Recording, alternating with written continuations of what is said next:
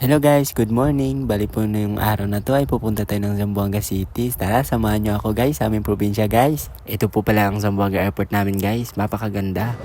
Ayan, may pa-welcome pa.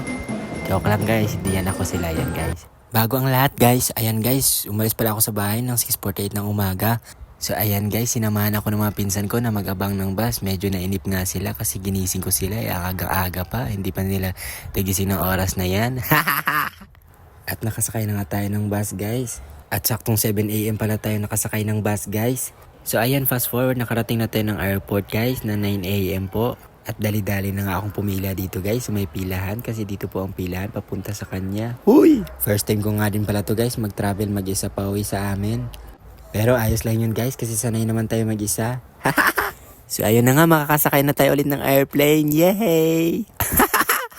Buti na lang dito tayo nakaupo malapit sa window. Huy, ang OA. So ayan na, nandito na kami sa heaven. See you, Mindanao. At andito na tayo guys sa Zamboanga Airport around 3 PM. At ayan pala yung kanina guys, may kasabayan kasi ako mga... Basta yun na yun. At nandito na nga ako ngayon sa van mga guys. At medyo nahihilo na nga ako dito guys at nagugutom na at hindi ko na alam kung ano yung aking nararamdaman. At hindi ko nga pala masyadong kabisado mga daan dito. Basta alam ko papunta na to sa amin, malapit na to sa amin. At sinabayan pa nga ako ng napakalakas na ulan. Sumakay na nga ako ng bukyo dito para mas mapadali ako. Hi guys, 7:40 na po. Nakarating na po tayo dito sa...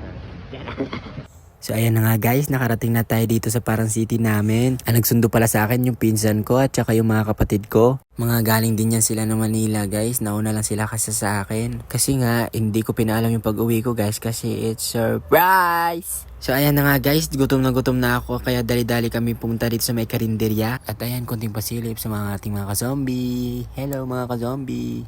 Kakain muna kami guys and please like for part 2. Bye-bye!